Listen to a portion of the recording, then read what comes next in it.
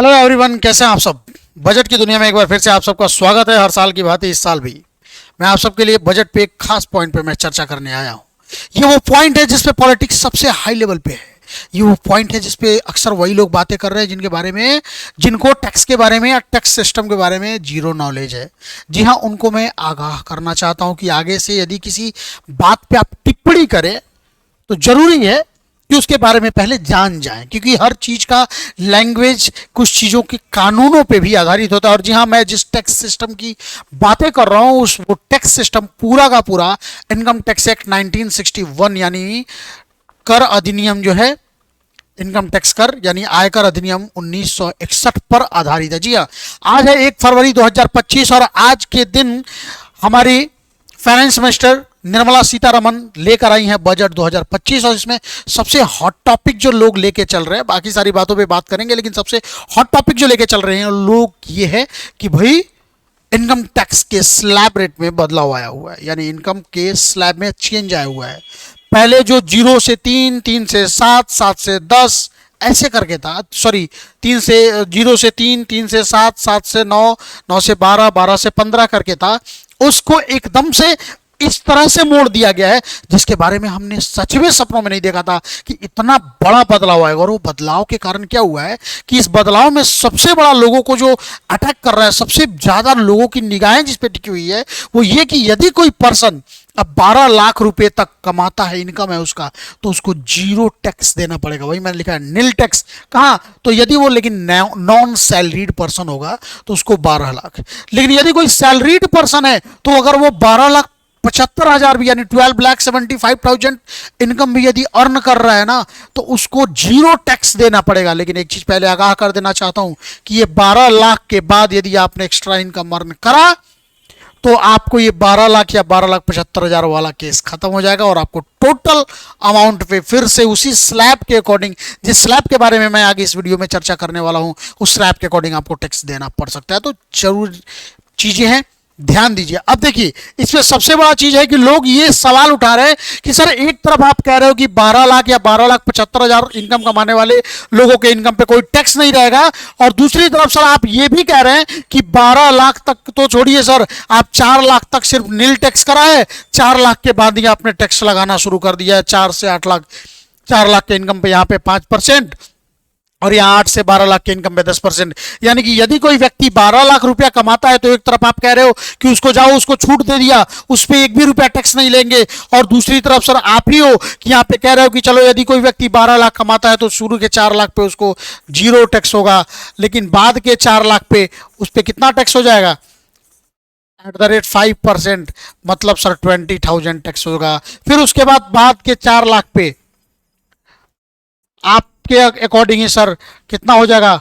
40,000 tax हो जाएगा। यानी एक तरफ आप कह रहे हो सर कि 12 लाख तक कोई टैक्स नहीं है, और दूसरी तरफ स्लैब रेट इशू करके आपने हमें 60,000 के टैक्स के घेरे में ले लिया। हम किसको सही माने?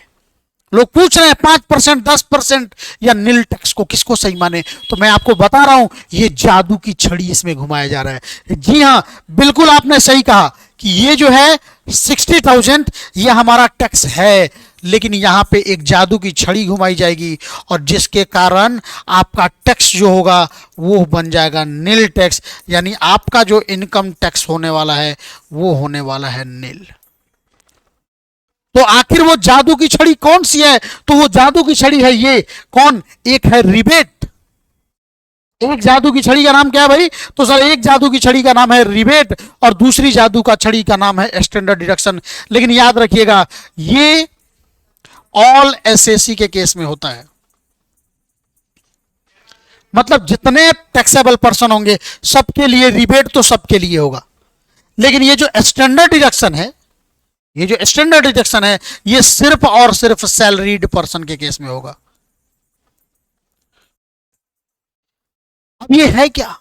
तो देखो, rebate under section 87A, rebate under section 87A of income tax में बदलाव करके यह कहा गया है कि यदि किसी पर्सन का इनकम 12 लाख है, मतलब एज पर आवर स्लैब उसको देना पड़ सकता है 60,000 टैक्स। बट हम एक काम करते हैं, हम इस 60,000 के टैक्स को हम इसको क्या कर देते हैं? रिबेट, हम इसको करेंगे माफ। 60,000 के टैक्स को हम क्या कर देंगे भाई, हम करेंगे माफ, हो जाएगा। यानी 12 लाख के इनकम पे आप टैक्स आपने कैलकुलेट करा ना, कितना आया था, 60,000 आया था। तो यानी कि इस पे क्या लग जाता है, इसी पे लग जाता है हमारा रिबेट अंडर सेक्शन 87 कितना, 60,000। और यही रिबेट देके गवर्नमेंट आपके 12 लाख तक के इनकम को टैक्स से बाहर कर दे रही है, यही देखिए। लेकिन फिर आप कह रहे हो ठीक है सर ये तो 12 लाख पे, लेकिन सर एक तरफ आप ही कह रहे हो कि सर 12 लाख से 1 रुपया आपने अधिक कमाया, तो समझो कि आपके ऊपर क्या लगने वाला है, पूरा का पूरा समूचा टैक्स रेट। तो फिर सर सैलरीड पर्सन को ये 75,000 एक्स्ट्रा क्यों? तो देखो मैं बता रहा हूं, सैलरीड पर्सन के केस में मैंने क्या बताया, स्टैंडर्ड डिडक्शन का केस आता है। और स्टैंडर्ड डिडक्शन क्या होता है, तो स्टैंडर्ड डिडक्शन का जो सेक्शन होता है वो 16(1)(a) आता है। ये कौन सा आता है, अंडर सेक्शन 16(1)(a)। और अंडर सेक्शन 16(1)(a) कहता है कि यदि कोई पर्सन सैलरीड पर्सन है, यदि कोई पर्सन सैलरी इनकम अर्न करता है, तो उसके सैलरी इनकम में हम ग्रॉस सैलरी से हम क्या कर देंगे, लेस कर देंगे हमारा स्टैंडर्ड डिडक्शन ₹75,000। और पता आपको, जब ग्रॉस सैलरी से स्टैंडर्ड डिडक्शन लेस किया जाता है तो वो इनकम जो बनता है ना, वो होता है टैक्सेबल सैलरी इनकम। तो यानी कि यदि कोई पर्सन 12,75,000 अर्न भी कर रहा है सैलरी के थ्रू, तो उसको 75,000 तो वैसे भी मिल जाना है। यानी उसका इनकम भी ऑटोमेटिक, किसके बाद, इसमें से हम माइनस कर देते हैं स्टैंडर्ड डिडक्शन, तो ऑटोमेटिक उसका इनकम हो जाता है कितना, 12 लाख। और 12 लाख में से हम क्या कर लेते हैं, रिबेट अंडर सेक्शन 87(a) के अकॉर्डिंग हम उसको 60,000 टैक्स माफ कर देते हैं, और वो बन जाता है क्या, उसका इनकम टैक्स आ जाता है 0। जी हाँ, जो सबसे बड़ा बदलाव है वो वही है कि आपको स्लैब रेट में, जो कि आपने देख रखा है, 0 से 4 लाख तक अब देना पड़ेगा नील टैक्स, 4 से 8 लाख तक देना पड़ेगा नील टैक्स। लेकिन कब, जब आपका सैलरी इनकम 12 लाख से कम है। लेकिन अगर आपका सैलरी इनकम 12 लाख मतलब सॉरी आपका इनकम, टैक्सेबल इनकम अगर 12 लाख से कम है तो यहां भी नील होगा। लेकिन अगर आपका टैक्सेबल इनकम 12 लाख से ज्यादा है तो यहां देना पड़ सकता है 5%। यदि आपका टैक्सेबल इनकम 8 लाख से 12, अगर 12 लाख से कम है तो आपको 8 लाख से 12 लाख तक भी आपको नील टैक्स देना पड़ेगा।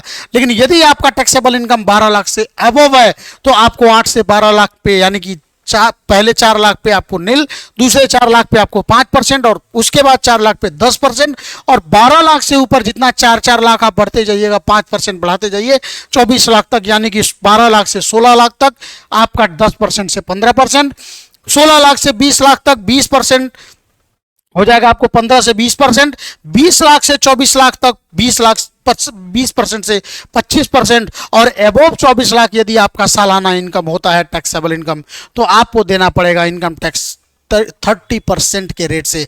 मैं अभी एजुकेशन सेस और बाकी सब सरचार्ज वगैरह के बारे में बात नहीं किया हूं, तो बस ये आपको मैं समझाने आया था कि क्यों गवर्नमेंट ये कह रही है कि आपको स्लैब भी आपके ऊपर एप्लीकेबल होगा, और क्यों ऐसा गवर्नमेंट कह रही है कि 12 लाख तक के इनकम को आपको फ्री भी कर दिया गया। हाँ, एक चीज ध्यान रखिएगा, एग्जम्पशन और रिबेट ये दोनों अलग अलग चीज है। तो ये मत समझिए कि अगर आप 12 लाख का इनकम अर्न कर रहे हो तो आपको इनकम टैक्स भरने की जरूरत नहीं है, बिल्कुल भरने की जरूरत है। यदि आपका इनकम, ये भी ध्यान रखिएगा, यदि आपका इनकम 4 लाख तक है तो आपको इनकम टैक्स रिटर्न भरने की जरूरत नहीं है। लेकिन यदि आपका इनकम मोर देन 4 लाख है तो आपको इनकम टैक्स अब भी भरना पड़ेगा। और बाकी टैक्स के बारे में और भी बहुत सारी बातों को लेकर मैं आपके साथ आता रहूंगा, बजट से रिलेटेड और भी बहुत सारे टॉपिक जो आपके लिए कंफ्यूजिंग साबित हो रखे हैं उनको लेके मैं आपके पास आता रहूंगा। लेकिन आज के बजट स्पीड में हमारा बस इतना ही, मिलते हैं अगले वीडियोज के साथ। तो यदि आपको समझ में आया तो हमारे इस चैनल को सब्सक्राइब करना ना भूलें। तो मिलते हैं नेक्स्ट वीडियोज के साथ, तब तक जय हिंद, जय भारत।